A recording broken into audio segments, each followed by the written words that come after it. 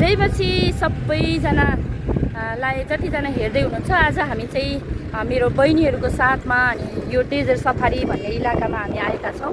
अनि यो ठाउँमा आउँदै गर्दा चाहिँ जस्तै हामी प्रार्थनामा तयारी हुँदै थियौँ अनि प्रार्थनामा तयारी हुँदै गर्दाखेरि चाहिँ एउटा वचनसँग गएर ट्याक्कै रोकिएँ म। अनि त्यो वचनमा चाहिँ के कुरा लेखेको छ भन्दा प्रेरित 9 अध्यायमा जस्तै साउल चाहिँ नि मानिसहरूलाई मार्न परमेश्वरको मार्गमा हिँडेका मानिसहरूलाई मार्नको लागि विभिन्न जग्गामा गइकन अनि परमेश्वरको जनहरूलाई सताउने अनि उनीहरूलाई चाहिँ जेलखानामा लगाउनको लागि हाल्नको लागि उसले त्यो कुर्सी काटेर हिँड्दै गर्दा दमस्कसको बाटोको नजिकै पुग्दै गर्दाखेरि चाहिँ नि ऊ चाहिँ त्यो ठाउँमा लडेको थियो एक्कासी। अनि परमप्रभुको ज्योतिले छाएको थियो र अनि प्रभु येशू ख्रीष्टको आवाजलाई सुनेको थियो। अनि आज पनि यहाँ हजारौँ मानिसहरू यो जग्गामा आइरहेको छ।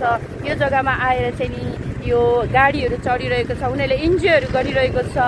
अनि जस्तै अनि परमप्रभुले यही कुरा भन्नुभयो, हे हननिया, त्यो जग्गामा दमस्कसको त्यो जग्गामा चाहिँ नि एउटा हननिया भन्ने व्यक्ति थियो जसले चाहिँ प्रार्थना गरिरहन्थ्यो। अनि हननियालाई परमप्रभुले अराउनु भएको छ कि त्यो ठाउँमा गइकन चाहिँ टार्टस निवासी साउललाई गएर तिमीले प्रार्थना गरिदिनु भनेर। अनि उसले चाहिँ प्रार्थना गर्दै गर्दा उसको आँखाहरूको चिप्राहरू खसेको छ। अनि आज यहाँ हजारौँ मानिसहरूको जमघटमा यो भिडमा पनि आज हामी प्रार्थना गर्दछौँ, यो मानिसहरू यो बाटोमा हिँड्दै गर्दा यो भूमि यो आकाशहरू स्वतन्त्र भएको होस्। यो ठाउँमा बस्दै गर्दा यो ठाउँमा हिँड्दै गर्दा मानिसहरूले त्यो अडियोबल भोइसलाई चाहिँ सुन्न थालेको होस्। येशू ख्रीष्टको नाम अनि रगतमा, आमेन।